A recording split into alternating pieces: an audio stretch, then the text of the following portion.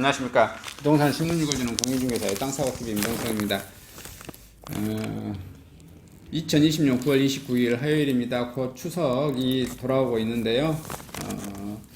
가족과 좋은 한가위 맞이하시기를 바라겠습니다. 오늘의 경제 이슈, 서울 아파트 평균 매매 가격 10억 돌파, 문정부 들어 3년 새 4억 올랐다, 4억 튀었다, 이런 소식입니다. 강남 개정안 정부의 이땅 규제로 서울 전역의 풍선 효과와 패닉 바잉, 강북 웬만한 곳 30평이 15억이 넘는다, 가격 내려갈 때 매물 쌓이는데 지금 그렇지 않연한 관망. 정부의 초강력 규제에도 집값은 계속해서 치솟았고요. 서울 아파트 평균 매매 가격이 처음으로 10억 원을 돌파했습니다. 강남권은 물론 노원, 도봉, 강북 상대적으로 집값이 저렴한 지역으로 아파트값이 급등한 현상으로 풀이되고 있고요. 작년 말 12.16 대책으로 15억 넘는 초고가 주택의 대출이 금지됐지만 올 들어 서울 비강남권에서조차 15억 넘는 아파트가 늘어나는 규제의 역설이 나타나고 있습니다. 정부도 8월 중순 이후 집값이 안정된다고 강조하지만 9월에도 서울 전역의 매매가는 전시가를 가리지 않고 신고가가 속출하고 있다. 서울 아파트 평균 매매가 추이를 봤더니 2017년 5월 한 6억 7천만 원 정도 됐고 6억 7백만 원 정도 됐고요. 2018년 12월에 8억 한 1,500, 1,600 이 정도 가까이 되네요. 그 다음에 2020년 1월에 약 9억 가까이 되고요. 2020년 9월에는 10억 3,112만원 이렇게 되어져서 10억 평균 가격을 넘어섰습니다. 그리고 지금 10억 넘는 여중에 또 하나가 2030 영끌 갭 투자에 서울 아파트 평균 매매 가격 10억 돌파. 젊은 친구들이 아파트 당첨 가능성이 전혀 없어서 자기 담보대출 풀로 땡기고 직장에서 직장대출 또 신용대출 풀로 땡기고 다 땡겨서 여기저기 남편, 부인 싹 다 땡기죠. 이제 영끌이라고 표현하시는 것 같아요. 영혼까지 끌어모은 대출이라고요. 9월 KB 주택가격 동향을 봤더니 작년보다 1억 6천 올라 역대 최고 올랐습니다. 전세값도 5억 90쪽 올랐고요. 강남 6억대입니다. 청약 만만하고 전세값도 올라 청년층 신용대출 활용에 투자 2030 갭 투자 36.2% 달했고요. 젊은 세대에 의한 맞춤 대책이 절실하다.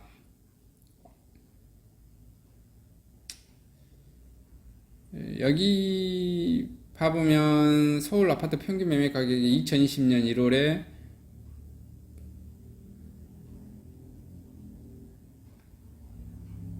이게 100만, 100, 1000억, 10억, 10억이네요. 이렇게 1월에는 8억 7천, 3월에는 9억 1000, 5월에 9억 1500, 7월에 9억 5천, 8월에 9억 8500, 9월에 10억, 이게 비율이 나오는 것 같아요. 서울 30대 갭 투자 비중을 봤더니 서울 전체가 30.7%에 30대가 갭 투자하고 있고요. 성동구 39.6%, 강서구 35.4%, 중구 35.2%, 동작구 34.7%, 구로구 34.1%. 이렇게 되어지고 있습니다. 서울 아파트 평균 매매 가격이 역대 처음으로 10억 원 돌파했고요. 평균 전세값도 지난달 5억을 넘겼습니다. 계속 상승세고요. 다주택자 법인에 대한 규제 강화 이후에도 서울 집값이 상승세가 멈추지 않는 것은 청약에 소요되고 전세금 폭등에 좌절감을 느낀 2030 세대가 영끌 투자 매수를 지속하고 있는 것이 큰 부분을 차지합니다. 정부가 주택 구매 수요를 투기 세력으로 몰아붙이는 단순한 사고에서 벗어나 이들 소외된 젊은 세대를 위한 맞춤형 공급 대책을 마련해야 한다는 지적입니다. 그리고요, 주택담보대출 금지에도 서울 15억 원 이상 아파트 거래가 20%의 껑충. 올 17개구서 작년보다 거래 더 많이 올랐고요. 똘똘한 한채 선호 현상 더 심해졌다. 정부가 15억 초과 아파트 거래 시 주택담보대출을 금지했음에도 오히려 서울 초고가 아파트 거래는 크게 늘어난 것으로 나타났습니다. 정부가 시장과 동떨어진 절속 대책을 내놓으면서 시장에서는 그 반대로 행동하는 규제의 역설이 나타나고 있고 28일 부동산 정보 제공 업체의 경제 만렙에 따르면 올해 1월에서 8월 서울에서 15억을 초과한 아파트 매매 건수는 4,870건으로 지난해 같은 4,068건에 비해 도리어 20%가 늘어났습니다. 특이한 현상이에요. 있으신 분 자녀인 것 같아요. 15억 이상 대출 금지했는데 더 늘어나는 거 보면. 그리고 청년들도 임대차법 날벼락 1억 이하 원룸 전세도 실종돼 버렸다고 그러네요. 8월 강남 거래량 11건에 그쳐 서울 송파 양천 40% 이상 급감, 서울서 사라지는 보증금 1억 원 이하 전세 거래 사라진 게 강남구는 50% 사라졌고요. 송파구 48% 사라졌고요. 양천구 47%, 서대문구 43%가 사라졌습니다. 그 다음에 2030 서울청약은 넘사벽이다. 60점 넘어야 당첨권인데 30대는 최대 계산을 해봐도 57점밖에 나오지 않는다. 또 중요한 것은 빚만 126조, LH가 2년간 임대료 동결, 코로나 영향으로 모든 임대 대상 결국은 국민 세금으로 들어갈 수밖에 없다. 부실 경영부터 책임져야 한다. 한국토지주택공사 LH가 코로나 극복을 위해 전국 LH 임대주택사 임대보증과 임대료를 내년 1월부터 2년간 동결합니다. 단지 내 임대 상가와 어린이집 임대료 인하 기간도 올해 말까지 연장합니다. LH 28일 코로나19로 인한 경기 침체가 장기간 지속될 것으로 전망돼 임대주택 입주민의 주거비 부담을 경감하고 공공기관으로서 사회적 책임을 다하기 위해 이 같은 방안을 마련했다고 밝혔고요. LH 임대주택 임대료 동결은 내년 1월 1일 단지별 최초 입주가구 갱신 청구이 돌아가는 것부터 순차적으로 적용됩니다. 이번 조치로 LH건설 및 매입임대 총 97만 가구에 거주하는 모든 가구에 혜택을 줄 전망입니다. 답답하죠? 이게 이제 LH가 국민임대 아파트 이렇게 이제 많이 제공해주고 있는데 적자 내고 있어요. 적자 내고 있는데 또 적자를 더 감수해야겠죠. 근데 거기가 또 펑크가 나면 어떻게 된다?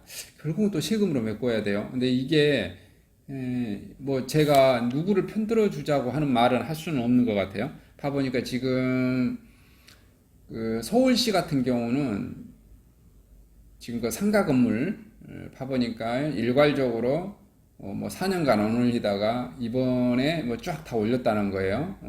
건물 공시지가가 올라서 자기네 그 관계 법령에서 안 올릴 수가 없다고. 근데 상인 입장에서는, 임차인 입장에서는 아이 또 그 코로나 오기 전에 올리든지 그럴 거지. 코로나 지금 와서 더 힘들어 죽고 장사 더 안 돼 죽겠는데 이때 올리냐. 어떻게 다 그 건물주들한테 착한 건물주 되라고 종용하면서 국가기관인 서울시가 지자체인 서울시가 그것을 안 하고 있다는 것에 비난이 엄청 쏟아진 것 같아요. 근데 이제 또 LH는 이제 이것을 지금 이제 코로나로 다 이제 힘들고 뭐 그러니까 소득도 줄고 뭐 이렇게 하니까 임차료도 안 올리고 거기에 LH 아파트에 들어져 있는 어린이집 뭐 거기 관련된 상가들 다 안 올리고 뭐 이렇게 하는 것 같아요. 이건 이제 좋죠.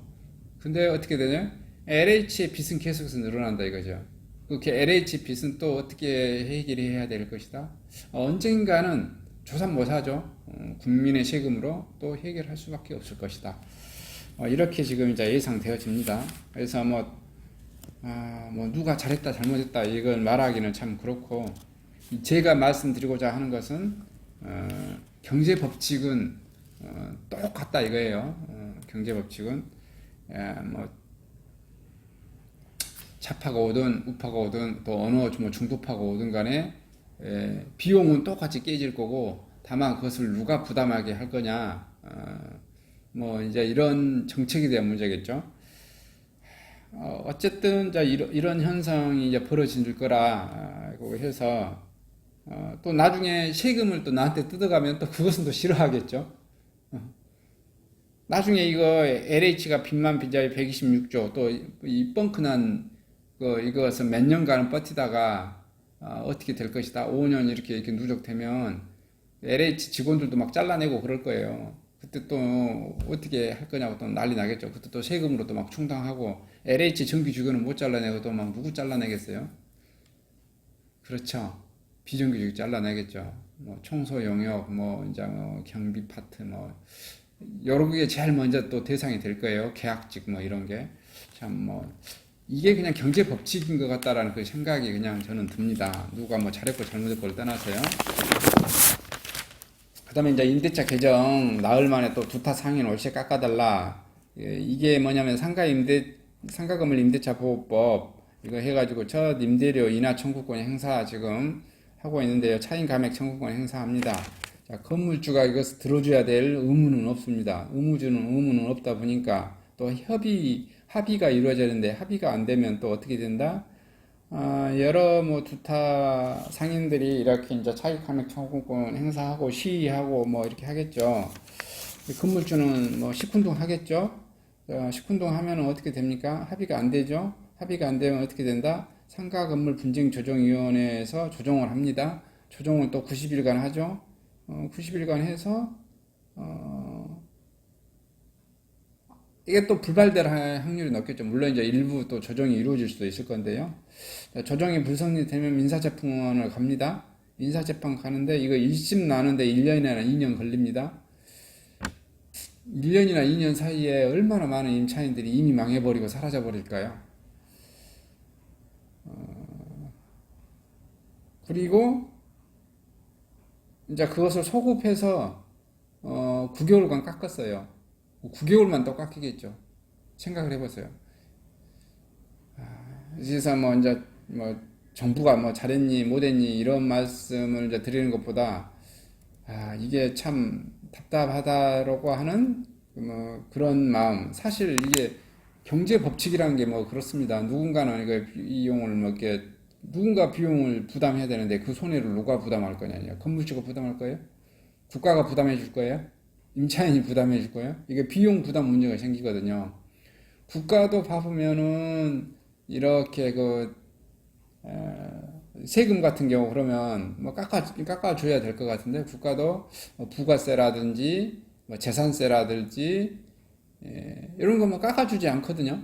깎아주지 않으면서 또 건물주만 착한 임대료 대라 이런 게 뭐 어떻게 되는 건지는 제가 뭐라고 말씀드리기는 참 그렇다. 그러고 그냥 제가 여기서 이제 말씀해주고 싶은 이것 중에 하나는 뭐다?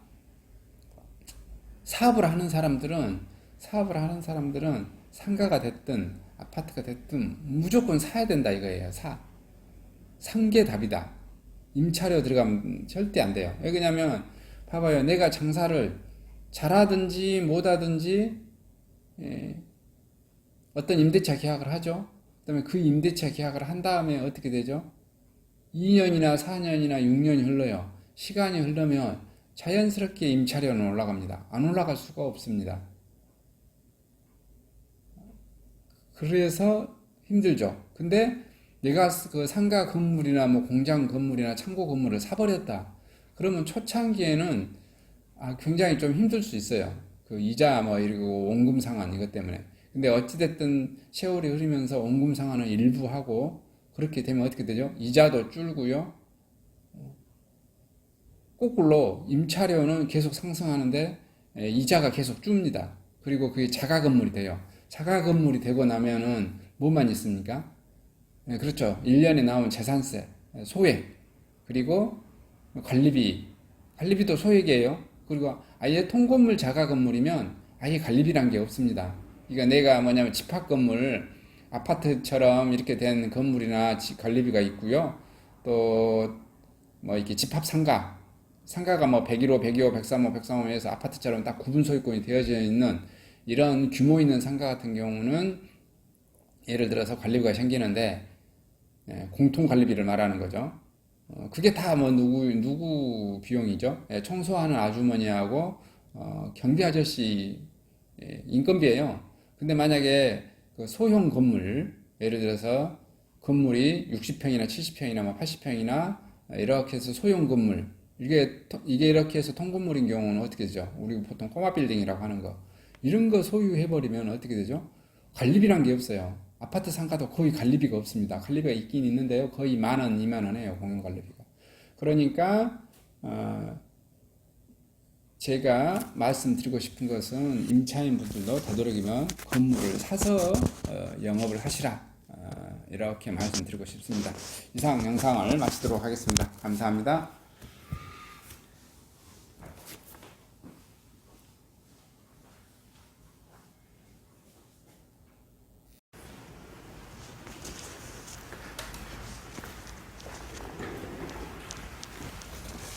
안녕하십니까? 저는 네이버 카페 빛가람 혁신도시 카페를 운영하고 있는 카페직이고요. 카페 활동하고 있는 카페 부동산입니다. 나주 혁신도시에서 기반으로 하고 있습니다. 상가, 토지, 아파트를 전문적으로 하고 있고요. 또 삼성화재도 같이 활동하고 있습니다. 상가 통해서 임대차 매매하신 다음에 화재보험 같이 가입하시면 중개수수료 절반 정도 할인해 드립니다. 그리고 삼성화재의 그 의료실비, 운전자 보험, 자동차 보험, 화재 보험, 적금, 치아 보험, 연금 보험, 상해 보험, 통합 보험, 자녀 보험, 간병 보험, 당뇨 보험 이런 것도 모두 한꺼번에 취급하고 있습니다. 보험을 또 가입하게 되시면 또 이렇게 저를 통해서 상가 이렇게 임대차 내시고 하시면 네이버 카페 빛가람 혁신도시 카페에 홍보를 해드리고요. 유튜브에도 이렇게 홍보를 해드립니다. 그리고 이벤트 행사를 해서 여러분의 매장에 손님들이 찾아갈 수 있도록 이렇게 해드리고 있습니다. 물론 이벤트 비용은 제가 부담해 드립니다. 저를 통해서 많은 사업 같이 윈윈할 수 있도록 도움을 주셨으면 감사하겠습니다.